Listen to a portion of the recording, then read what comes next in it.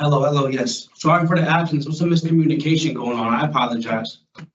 Okay, commissary's report. No, I wasn't, I was already there. So I didn't get called until right after, Don't I got into the block. Don't worry about it, you're fine. Come on in. Okay. No worries. Yeah, I was like, I just talked to this, police officer. I was like, oh, you told him I was at commissary? I didn't skip my parole hearing to go to commissary, sir. He was like, no, I told them you were at commissary. So I came back in the dorm and you were like, Bonet to the bubble. They just had called me. I ran over here. I was sweating. I had to get some napkins. That's okay. No, like I said, don't worry about it. We are gonna get started though, okay? Okay. All right, so good morning. I'm Parole Officer Trisella, and I'm a hearing examiner for the Board of Pardons and Paroles. This is a revocation hearing concerning Isaiah Bonet, number 3785229. Today is Wednesday, April 15th, 2026, and this hearing is being conducted via video at the Board of Pardons and Paroles Central Office and Robinson Correctional Institution. Can you please state your full name and DOC IMEI number for the record? Yes, my name is Isaiah Bonet, 378-529. Thank you. So this is a public hearing and public access to this hearing is available via video live stream. Present this morning is your attorney. Can you please identify yourself for the record? Good morning, Peter Matthews, the Public Defender's Office, Mr. Bonet. Thank you. Hello, So Mr. this is a revocation hearing to determine whether you violated the conditions of your release. I will review and make findings of facts as to each of the charges against you. The state, not you, has responsibility to prove the allegations by preponderance of evidence, and that is the better weight or evidence must establish that more probably than not the allegation is true. If I do not find that there is preponderance of evidence to support a violation of one or more of the conditions of your parole, I'll reinstate your parole, which means releasing you and placing you back on parole supervision. If I find that you have violated one or more of the conditions of your parole, I'll consider whether or not your parole should be revoked. And if I recommend revocation, I'll make a recommendation as to an appropriate sanction. My recommendation will then be given to the panel for a final decision. And if the panel wishes to impose a sanction beyond my recommendation, a supplemental hearing will be provided to justify additional confinement. You should know that a revocation hearing is an adversarial proceeding, and anything you say at this hearing can be used against you. This hearing is also being recorded. So testimony at today's hearing will be taken under oath. So Mr. Bonet, can you please raise your right hand? You solemnly swear or solemnly sincerely affirm, as the case may be, that the evidence you shall give concerning this case shall be the truth, the whole truth, and nothing but the truth, so help you God upon penalty of perjury. Yes, I do. Thank you. So we're going to go over the procedure for today. So first, I'm going to read your rights. Then we're going to review the parole violation charges that the state, your parole officer, is bringing against you. We'll then review and identify the exhibits that have been filed for the record. The state is not present at today's proceedings. However, you will have an opportunity to present any relevant testimony subject to cross-examination. That's not right. Any relevant testimony and any relevant documents. Sorry about that. After considering all the evidence presented, I will announce my findings. And if I find you have violated one or more of the conditions of your parole, you'll have an opportunity to speak to your background and history. Do you have any questions about the purpose or procedure before we begin? No, ma'am. So you have important rights. We're going to review them now. You have the right to be represented by an attorney, and counsel is here present for you. You also have the right to receive the written notice of charges of violation. Did you receive that written notice? Yes. You have the right to review the evidence against you before this hearing. You have the right to submit evidence in support of your case. You have the right to call and examine voluntary witnesses, and you have the right to cross-examine adverse witnesses. Do you understand these rights, and are you ready to go forward? Yes. We're going to review the charges that the state, your parole officer, is bringing against you, and the information underlying each charge.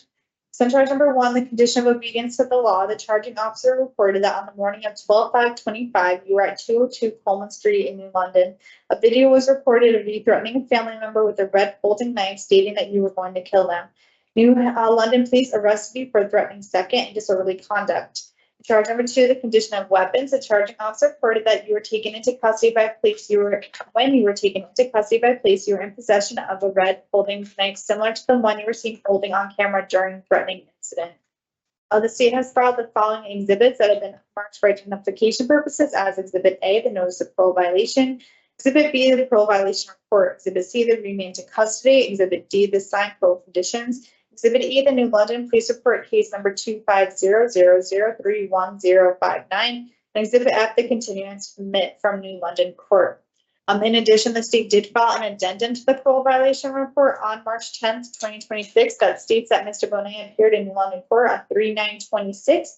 The charge of disorderly conduct was nullied, and he was sentenced to 6 months jail for the charge of threatening second. and that there were no pending charges at the time. So counsel, to confirm, you and your client did receive the notice of parole violation for and all the other documents identified for today? Yes, we did. I did receive exhibits from the defense. I have exhibit 1, a list of parole accomplishments and future plans for parole and statement. Exhibit 2, character letter from Rachel Gable.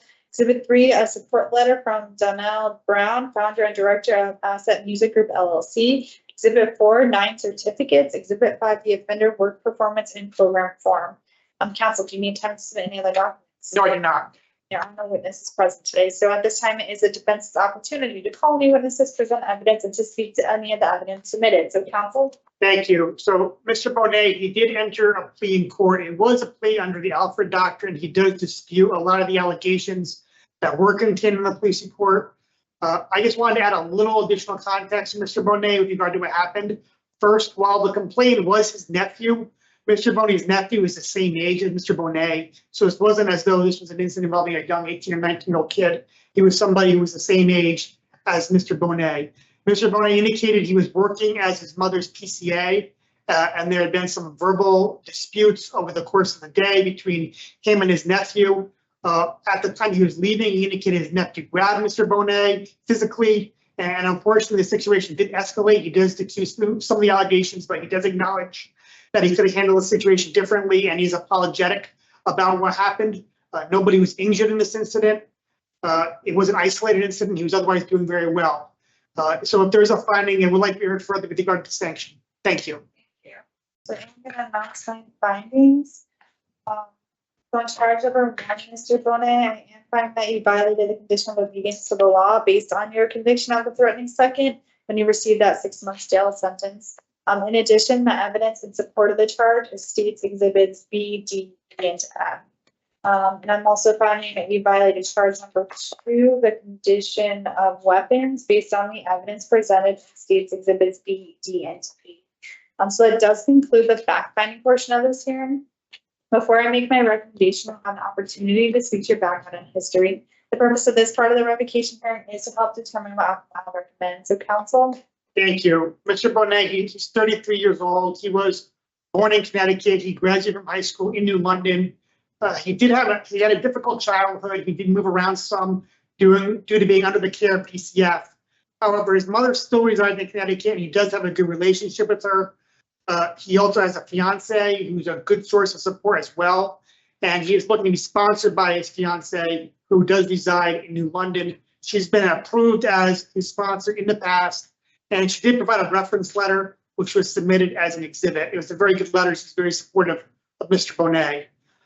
When he was initially released to supervision, he did complete a halfway house program successfully. He did transition to a reach bed, which he complied with, and then he eventually transitioned to his own apartment.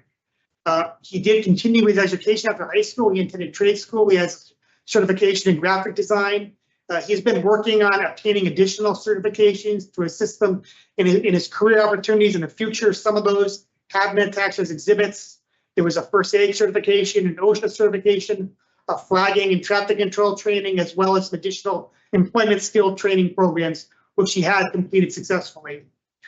Prior to the remand, Mr. Bonet was working several jobs. He was employed at a Foxwood Casino as a cashier and sales associate. And I previously indicated he was working as a PSA, assisting his mother with her medical care. She does have a lot of medical issues, and she does rely on Mr. Bonet to assist her with her care. Mr. Bonet, he was also working with a music production company as a performing artist. He's very enthusiastic about music. And the director of Asset Music is very supportive as well. Also provided a character reference letter, which was also included as an exhibit. When he is released, he's hoping to continue working on his music, developing a career as an artist. However, he does understand he's going to need to further support himself financially until that becomes a full-time position. And there's a lot of other employment opportunities he's had in the past. He's always been able to obtain work. He's always been successful at his jobs that he's held. He's a hard worker. Right now in corrections, he has a position as a janitor. I did provide the documentation of that. He has excellent performance reviews on that position. He's always been an excellent worker, and he's confident he'll be able to do that in the future when he is released. Mr. Bonet, he has been under supervision for almost 2 years. prior to the remand in December of 2025. The PVR indicated he was doing very well on parole. His parole officer indicated that he was employed, complying with treatment, had no misconducts during those 2 years of supervision. I do feel that does demonstrate a willingness and ability to cooperate with parole. He certainly plans on continuing to do this in the future. He does have some plans going forward to try to ensure something like this does not repeat itself. I understand that the complainant in his criminal matter wanted Mr. Bonet to engage in some mental health counseling. And that's something he does intend to do as he feels that will be helpful to him going forward. He had a tough upbringing as a ward of the state. It did lead to some mental health challenges. And I do think addressing these issues head on can assist them going forward and complying with parole and trying to prevent something like this from escalating. He has been involved in counseling in the past at Connecticut Behavioral Health. He has diagnoses and he's been cooperative with that treatment. He has a mental health counselor in corrections and he does plan on re-engaged counseling when he gets out. His fiance has also been in contact with SCAD to see if he can enroll in an anger management program. And he's certainly willing to do that as well. Parole feels that would be appropriate to address some issues. He's been working hard on parole for a long time prior to this remand. He does know that he needs to continue to address some underlying issues. I know his PO is recommending that Mr. Bonet be released to continue his supervision after the case is resolved. I would also ask the board to adopt that recommendation. He's been incarcerated now for a little over 4 months. I do think he's demonstrated he can work and benefit from parole. And I would ask that he be given the opportunity to get back to his family and continue working with parole as he was doing prior to this remand. Mr. Bonet, is there anything else you'd like to add? Yeah, I wrote a letter for the parole board, if you wouldn't mind, if I could read it. But I do have opportunities from my CEO, my music group. I have work opportunities that is available for me upon release through him. I also have a couple options through as cook through the Norwich Public School District. I know people that work there as well. What school district? The Norwich Public School District. So I have friends in a lot of places that are willing to help me, during this time if I were to be released. And you said you had something you wanted to read, Mr. Bonet? Yes, I have a letter I wrote for the board. Go ahead. To the honorable members of the parole board, I wrote this to express my sincere remorse for my actions that led to this hearing. I take full responsibility for my mistakes, knowing I'm far from perfect, and acknowledge I violated the conditions of my parole. And for that, I humbly apologize. I deeply regret the poor decisions I made because of the negative effect and impact it's had on my life and my loved ones. I've been the backbone for my fiance and my stepson, and I'm needed now more than ever. My absence has caused pain and struggle financially and emotionally for my fiance, my stepson, my support system that I have, and my life. During this time I've been incarcerated, I've thought and reflected on my behavior that put me here, and I realized it was wrong. I should have handled it in an entirely different manner. I have taken steps since my remand to address these issues that contributed to my violation. I have been attending anger management therapy with great poise and also mental health groups, where I've learned coping mechanisms to avoid repeating past mistakes, and I will continue therapy when I'm home, if that's granted. My goal is to reintegrate back into society, continuing my journey in life, thriving to become a better version of myself than I already am. I'm asking today for your consideration and understanding as I seek another opportunity to continue my rehabilitation outside of confinement, where I have a greater chance of success because of resources and opportunities I can obtain. I have come so far in the past 2 years, and I would like to show parole and prove to myself I can continue to be a productive, law-abiding member of society for the remainder of my time on parole. I promise to adhere to all conditions going forward by leading a responsible, constructive, positive life while working, attending treatment, and gaining knowledge to receive my CDL. I cannot and will not waste another chance nor time to demonstrate I've learned from this and will excel in all aspects of life. I appreciate and thank you for taking this moment and time to listen to my plea and considering my sincere appeal. With much thought and respect, Isaiah Bonet. Thank you, Mr. Bonet. Thank you. Take a moment and I'm going to announce my recommendation. So I have listened to the testimony today, reviewed all the documents submitted. I do want to note on the record, this is Mr. Bonet's second violation of special parole. Both have been criminal violations. However, prior to this violation, you were out and on supervision for approximately 1 year and 10 months, I have. And per the parole violation report submitted by your supervising officer, it does state that you were working 2 jobs, secured your own apartment, no misconducts, were compliant up until this arrest. So I also am acknowledging you're taking accountability for what took place as well. So with that, Mr. Bonet, I am going to recommend that your parole be revoked and that you serve an approximate 6-month period of confinement as a sanction. That's with the recall date of June 5th, 2026. I'm going to recommend the following conditions: behavioral management program for domestic violence, no contact with ER, a general no contact with MC without parole officer's permission, a general no contact with ML. Is that the name of the current victim? No. ML, is that, Oh, that's yeah, not yeah, your yeah, nephew's yeah, name? yeah, yes, ML, yes. okay, and it is your nephew, so I'll do without parole officer's permission. Do you guys will be around each other? Is that true? No, Like, I don't think furthermore, I'll be around my nephew.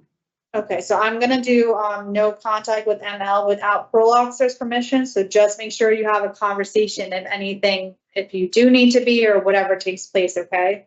Okay, That PO's permission, mental health evaluation and treatment as deemed necessary, and I'll note your sponsor's information, in New London, okay?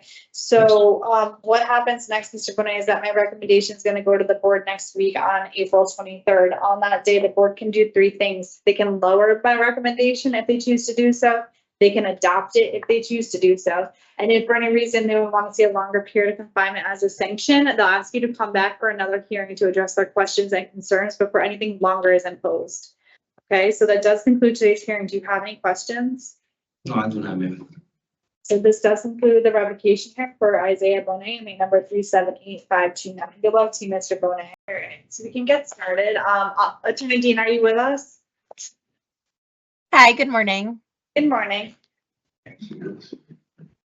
So good morning. I'm Parole Officer Trisella, and I'm hearing examiner for the Board of Pardons and Paroles. This is a preliminary hearing concerning Christopher Norton, inmate number 230222. Today is Wednesday, April 15th, 2026. And this hearing is being conducted via video at the Board of Pardons and Paroles Central Office and Osborne Correctional Institution. Can you please state your full name and DOC inmate number for the record? Christopher Daniel Norton, 230222. Thank you. So this is a public hearing, and public access to this hearing is available via video live stream. Present this morning is your attorney. Can you please identify yourself for the record? Yes, good morning. Hannah Dean on behalf of Mr. Norton. Thank you. And also present is your charging officer. Can you please identify yourself for the record? Parole Officer Christina Schaefer. Thank you. So this is a preliminary hearing which has 3 purposes under Connecticut law. The first is to determine if there's probable cause to believe you committed an act that violated the conditions of your parole. The second is to determine if the act is sufficiently serious to warrant the revocation of your parole. And the third is to determine if you should be held in prison pending further proceedings. The state, not you, has a responsibility to show that there's probable cause to believe you violated one or more of the conditions of your parole. If I do not find probable cause, I will reinstate your parole, which means releasing you and placing you back on parole supervision. If I find probable cause and determine that the act is sufficiently serious to warrant revocation, you may be held in prison pending further proceedings. Please note that you have been referred to by the Department of Corrections for diversion for substance abuse programming and treatment. If at the end of this hearing I determine you should be held in prison pending further proceedings, I'll provide additional information about the diversion process. You should know that a preliminary hearing is an adversarial proceeding, and anything you say at this hearing can be used against you. This hearing is also being recorded. The testimony at today's hearing will be taken under oath. Mr. Norton and Officer Schaefer, can you both please raise your right hands? Do you solemnly swear or solemnly sincerely affirm, as the case may be, that the evidence you shall give concerning this case shall be the truth, the whole truth, and nothing but the truth, so help you God, or upon penalty of perjury? Yes. Yes. Thank you. We're going to go over the procedure for today's hearing. So first, I'm going to read your rights. Then we're going to review the parole violation charges that the state, your parole officer, is bringing against you. We'll then review and identify the exhibits that have been filed for the record. The state will then have an opportunity to address the issue of probable cause and the severity of the allegations. And after the state is finished, you will have the same opportunity. After the conclusion of this hearing, I will inform you of my findings, which will be based upon the available evidence. Do you have any questions about the purpose or procedure before we begin?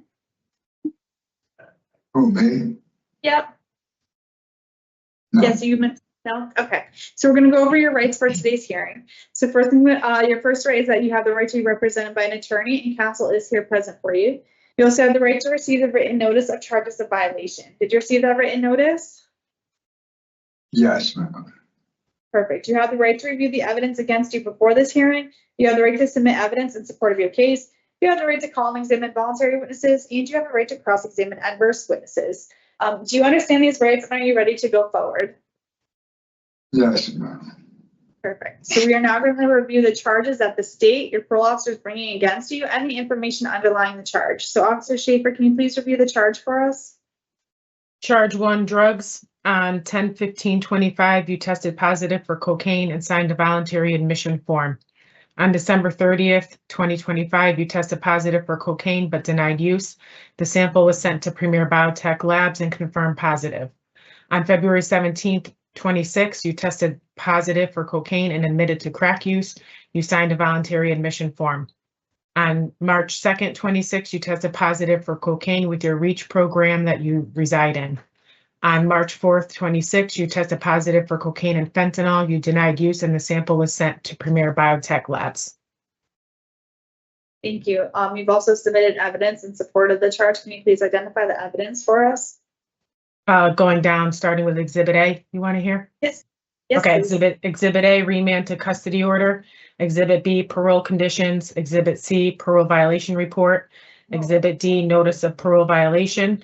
Exhibit E, State of Connecticut BOPP decision information summary. Exhibit F, Connecticut BOPP preliminary hearing summary. Exhibit G, Premier Biotech Lab final reports December 30th, 2025, February 17th, 2026, March 4th, 2026 that was received. Exhibit H, misconducts dated 10/15/25 and 2/17/26. Exhibit I, voluntary admission forms 10/15/25 and 2/17/26. Exhibit J, the connection REACH positive drug screen documentation. Exhibit K, timeout compliance discharge report. Thank you. Counsel, to confirm you and your client did receive the notice of parole violation, the parole violation report, and all the other documents identified for today? Yes, we have. Thank you. I did not receive anything from the defense at this time. Do you need time to submit any documents? Not at this time. Thank you. There are no witnesses for today's hearing. So at this time, it is the state's opportunity to make a short statement, call any witnesses, and testify with respect to probable cause and the severity of the allegations. So Officer Schaefer, any comments at this time? Just wanted to note that Mr. Norton did have a mixture of some voluntary admissions to his drug use and at other times denial. Those denials of drug use did result in positive lab screens confirmed from Premier Biotech Labs.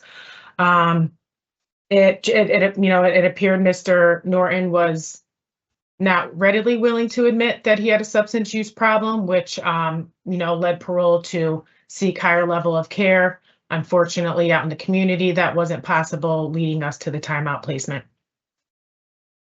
Thank you. Yeah. And counsel? Thank you so much. I do just have a couple of very brief questions. I would just start, P.O. Schaefer, can you just explain when the referral was attempted for Apt Foundation, what was the reasoning that they had stated that he was unable to participate? So Mr. Norton was taking the Sublocade injection at that time. And the day before he was going to Apt, I physically brought him myself to his program to get that Sublocade shot. And apparently he left the program without receiving the shot. That in addition to the fact that Apt, I guess, doesn't support the Sublocade shot. I'm not sure exactly their reasoning, but that's a substance that they don't support is what I was told. And then also he has some significant disabilities they were concerned with. Thank you. I will just note for the record, I did, speak with Apt, and my understanding is that they did have all the different types of at least in their residential program as of now. I'm not saying, a couple months ago when you had called, but it sounds like they do now have the ability to handle Sublocade, Suboxone, and methadone at this point. But I would just note, my client also, I believe, was told, for IOP at Wheeler Clinic that he was not being recommended to a higher level of care. My understanding from speaking with him is that he had, gone out into the community and spoken with Wellmore to see if they could put him into IOP, because he, I think, was trying his best to get this under control and to comply. I will just note that for the record, in addition, I would indicate that my client is already at this point participating in the TOP program. So we're certainly on board with that. But I did just want to make those notes. And then I would just argue that the allegations aren't serious enough to warrant revocation, but we aren't contesting the TOP program. Thank you. Thank you. Any further comments from either side before I do announce my findings? Yeah, I just did want to comment on the Wheeler Clinic component. So I had been in communication with them asking for him to be returned to IOP, which is, intensive outpatient program, so that he could stay in the community. They also did not want to make that recommendation. Their concerns were some cognitive limitations to the group. Also, his ability to be compliant with attendance while in the program was really not up to par. In one of the reports from Wheeler Clinic, he had so many absences, he had to stay later in the program. I think he had about 5 absences from the group. So that's pretty excessive. Leading us, again, one of the reasons, non-compliance for his IOP, missing so many sessions, getting him an inpatient where he has the ability to be there and do the program and not worry about getting there and stuff like that. So we tried to work our way up, the least possible to start with, which is keeping him in the community with IOP, leading us to an inpatient recommendation and ultimately timeout. That's all. Thank you. I speak. Yes, Mr. Norton, if you would like to say something, you can say something at this point. For one, if I missed 5 classes in Wilmore, they would have kicked me out. You couldn't allow to miss 3 classes at any time. You would have dismissed me out of the program. Even for my Sublocade, they would have said, listen, Mr. Norton, you missed too many classes. For any of our classes, you only missed 3. Not 5, because 5 is way too much to even be in Wilmore. They would have kicked me out long ago. Wheeler So Clinic. yes, you can't miss 5.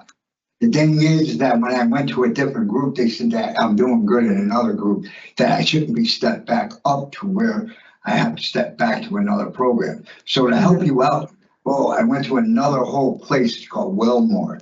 I went to Wilmore, I talked to Lisa, I think her name's Lisa, the young lady that's the counselor down there. And I got my daughter into the same program with me because she's in the shelter. So she needed help. So I got her there, and me and her started the program to do IOP. I was supposed to start IOP. She said I could always do IOP after I got out of my other class. It would start at 12. So I was like, that's great, because I can take the bus right from Willard right down the street downtown where they have the classes at Wilmore. And I can start the classes at 12 o'clock, she said. So that's where I was going to start on last Thursday, last month. Thank you.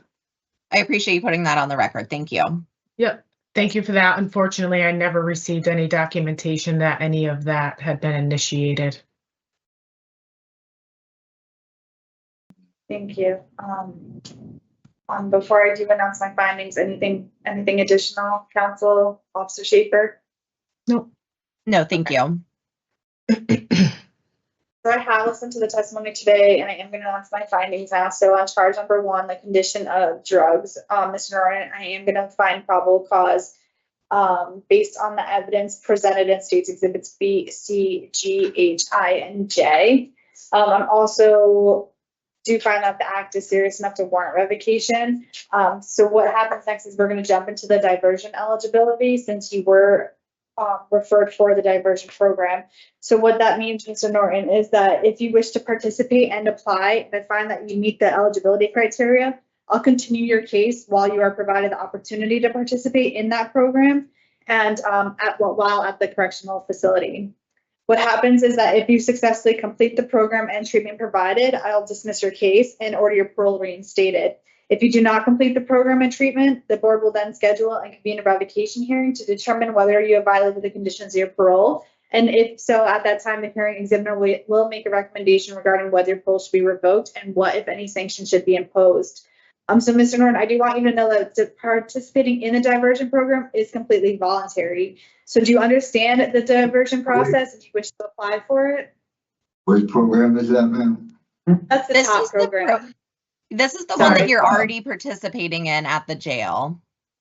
Yeah. Because a lot of programs right now are being held back because there was 3 ODs, 2 fights, 1 stabbing, and we're doing something with electricity, so. Don't even, We're supposed to okay. be in groups a lot of times and they're backing up the groups. Does that count against me? Because since I've been here, I haven't been to an NA meeting or anything else.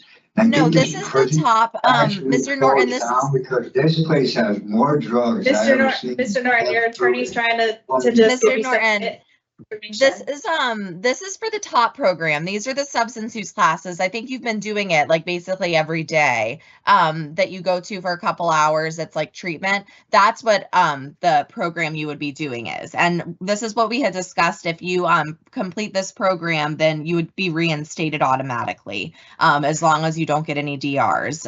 Do you still want to go forward with that? Yes. I do, Okay, as long as thank you. So I'm gonna announce my findings with respect to your eligibility for the diversion process. So I am finding that you have no pending misdemeanor charges or felonies. I'm also finding that your discharge date is more than 60 business days from the date of remand to actual custody. I also find that there's evidence that you have identified substance abuse treatment needs. And I find that substance abuse is reasonably considered to be a motivating factor in your alleged failure to comply with the terms and conditions of your parole. In addition, I'm also finding that there's some evidence that you received or were provided an opportunity to receive substance abuse programming or treatment during your period of parole supervision in the community. So with that, Mr. Norton, I am finding that you are eligible for that program in the facility. Before I accept your application, I just need you to indicate whether or not you understand the following statements by stating yes or no.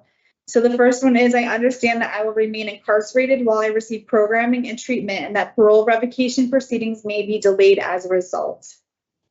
yes, Thank you. I understand that the dismissal of my case and reinstatement to active parole supervision is not guaranteed and is conditioned upon my successful completion of substance abuse programming and treatment. yes, I understand that ultimately the Department of Corrections will determine whether I have successfully completed the substance abuse programming and treatment provided. yes, And lastly, I understand that the participation in this process is completely voluntary. yes, Perfect. So I am going to accept your application for the diversion program, Mr. Norton. So continue with that treatment and we'll be notified once you are completed to reinstate your parole, okay? I ask you guys something, please, on regular. You put us in here, like, we're on like a level 1 or whatever. And I'm in here with some people that are just never going home. So half of us are. So why would I be in with a killer or a Mr. man that Norton, wants- Mr. Norton, I understand what you're saying, but parole doesn't have control over that. That's all done just through the Department of Corrections and their own like internal classification system. Like parole themselves don't have control over where to my understanding, where the clients, like the facility that they're placed at, just so you know. But I can set up a call with you so that we can discuss this and, see if there's anything we can do. Okay. Thank you. No problem. So this does conclude the preliminary for Christopher Norton, inmate number 230222. Good luck to you, Mr. Norton. Thank you, Matt. Have a good day. Thank you. Good luck. Thank you. Thank you. Take care. Bye-bye. Sunday. So good morning, I'm Parole Officer Trisella, and I'm a hearing examiner for the Board of Pardons and Paroles. This is a revocation hearing concerning George Nelson, inmate number 414045. Today is Wednesday, April 14, 2020. It's not, it's April 15. Sorry about that. Today is Wednesday, April 15th, 2026, and this hearing is being conducted via video at the Board of Pardons and Paroles Central Office in New Haven Correctional Center. Can you please state your full name and DOC inmate number for the record? George Nelson, 414045. Thank you. So this is a public hearing and public access to this hearing is available via video live stream. Present this morning is your attorney. Can you please identify yourself for the record? Attorney Alfonso Sirico with the Parole Revocation Unit on behalf of Mr. Nelson. So this is a revocation hearing to determine whether you have violated the conditions of your release. I'll review and make findings of facts as to each of the charges against you. The state not you has a responsibility to prove allegations by preponderance of evidence, and that is the better or weightier evidence must establish that more probably than not the allegation is true. If I do not find that there's a preponderance of evidence to support a violation of one or more of the conditions of your parole, I'll reinstate your parole, which means releasing you and placing you back on parole supervision. If I find that you have violated one or more of the conditions of your parole, I'll consider whether or not your parole should be revoked. And if I recommend revocation, I'll make a recommendation as to an appropriate sanction. A recommendation will then be given to a panel for a final decision. And if the panel wishes to impose a sanction beyond my recommendation, a supplemental hearing will be provided to justify additional confinement. You should know that a revocation hearing is an adversarial proceeding, and anything you say at this hearing can be used against you. This hearing is also being recorded. The testimony at today's hearing will be taken under oath. So, Mr. Nelson, can you please raise your right hand? Yes. Solemnly swear, solemnly and sincerely affirm, as the case may be, that the evidence you shall give concerning this case shall be the truth, the whole truth, and nothing but the truth, so help you God upon penalty of perjury. Yes. So we are going to go over the procedure for today. So first, I'm going to read your rights. You're all set. You can put your hand down. Thank you. We're going to then review the parole violation charges that the state, your parole officer, is bringing against you. We'll then review and identify the exhibits that have been filed for the record. The state is not present on today's proceedings. However, you will have an opportunity to present any relevant testimony and any relevant documents. After considering all the evidence presented, I'll announce my findings. And if I find you have violated one or more of the conditions of your parole, you'll have an opportunity to speak to your background and history. Do you have any questions about the purpose or procedure before we begin? No. So you do have important rights today, and we're going to review them now. You have the right to be represented by an attorney, and counsel is here present for you. You also have the right to receive the written notice of charges of violation. Do you receive that written notice? Yes. Perfect. You have the right to review the evidence against you before this hearing. You have the right to submit evidence in support of your case. You have the right to call and examine voluntary witnesses, and you have the right to cross-examine adverse witnesses. Do you understand these rights when you're ready to go forward? Yes. Great. We are now going to review the charge of the state your parole officer is bringing against you and the information underlying that charge. So charge number one, the condition of obedience to the law. The charging officer reported that on December 20th, 2025, you were involved in a domestic disturbance at your Albion Street residence involving the victim ND. During the incident, you struck the victim in the face, leaving visible marks, and then proceeded to strangle her, causing her to fall backwards between the couch and the refrigerator. The victim reported that in order to get away from you, she had to lock herself in her son's bedroom. Officers responded to the scene, observed small marks on the left side of the victim's face and underneath her eye. Based on your conduct and behavior, you were arrested by the Waterbury Police Department, which is in violation of your parole conditions of release. You were subsequently charged with Connecticut General Statute 53A-64BB, strangulation in the second degree, and 53A-182, disorderly conduct.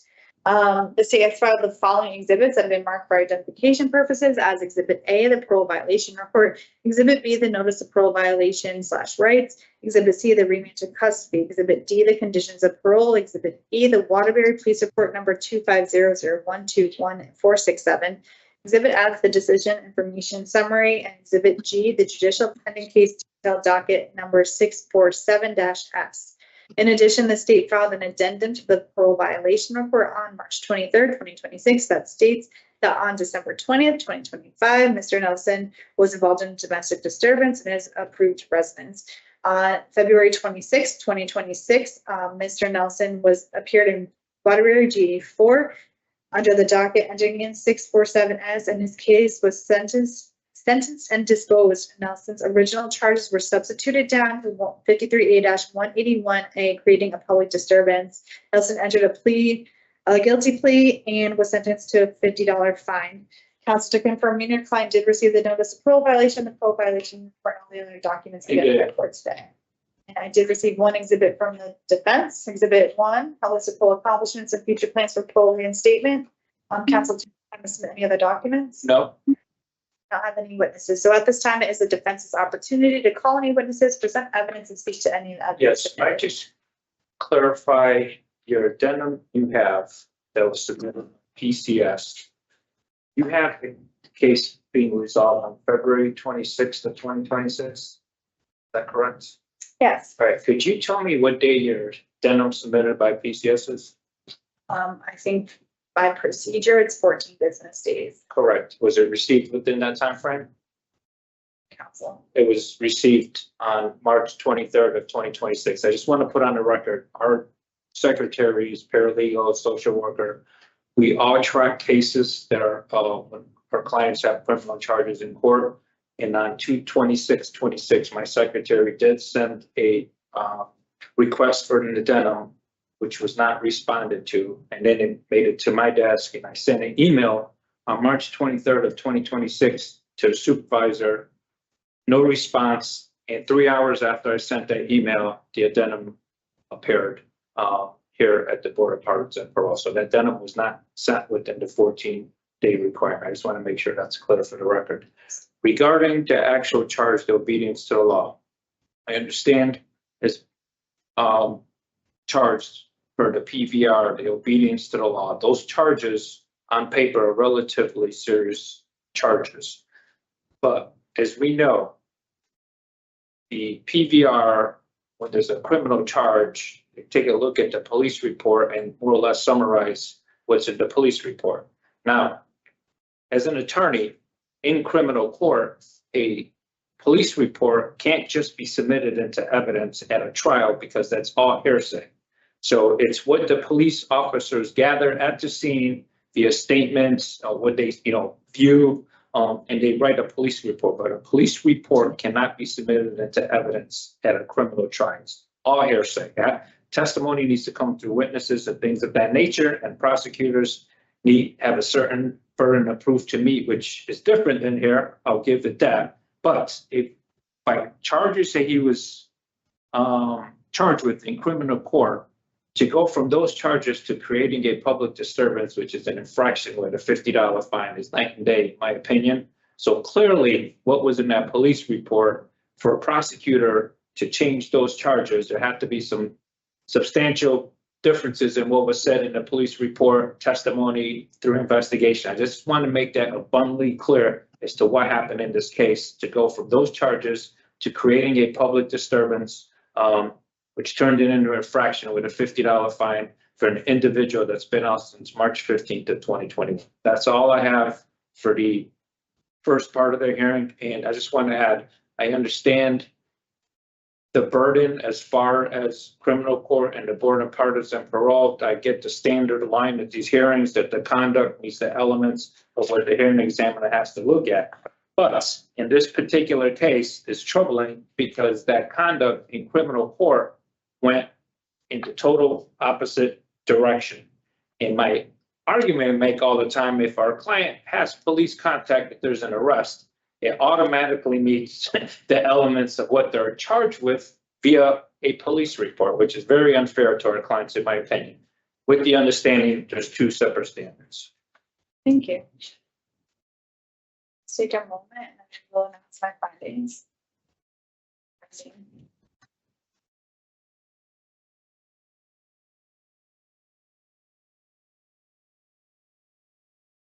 I have listened to the argument presented by counsel today, and I've also reviewed all the evidence submitted. And I do understand what counsel is stating. However, what court chooses to do is their own discretion. And as you clearly stated, our behavior, things in our standards to me is the preponderance of evidence. So it is a different standard, Mr. Nelson, just so you're aware of that. So although that the court did convict you of only an infraction, it doesn't negate that the behavior occurred. So with that, I am making a finding on charge number 1, the condition of obedience to the law based on the evidence presented in State's Exhibits A, D, and E.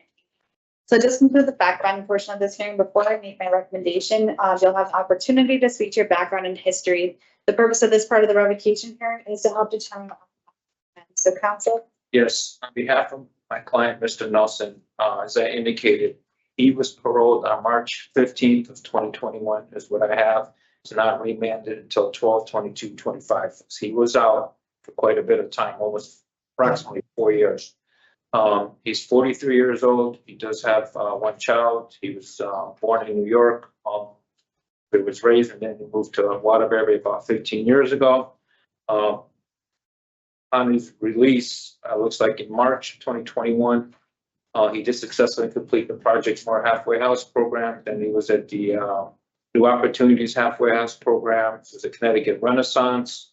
And then he also self-sponsored in April of 2025. He did report to us, he did graduate from high school in New York.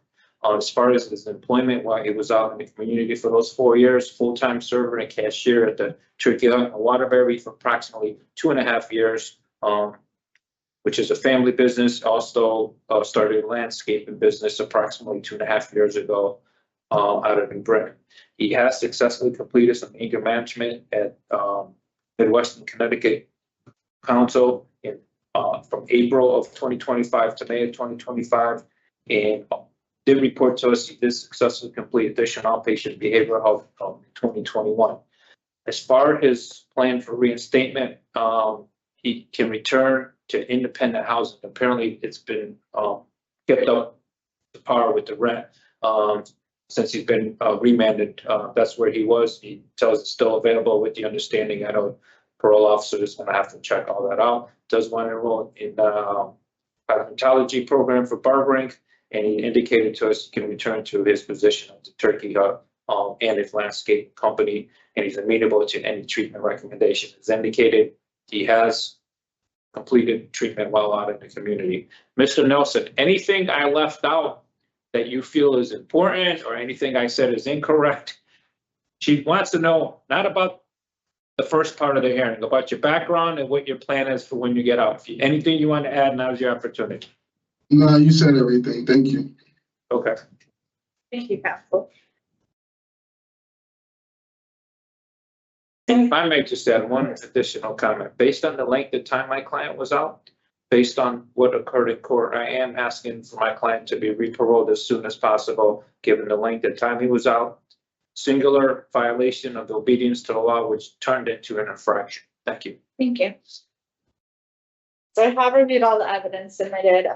Mr. Nelson, I've also listened to the testimony today. I do want to know a few things on the record. This is your first violation on special parole. I had that he was on supervision for approximately 3 years total, just because he had been incarcerated in New York back earlier. So I have about 3 years, which is still a long period of time, especially when the evidence submitted doesn't state any graduated interventions or sanctions.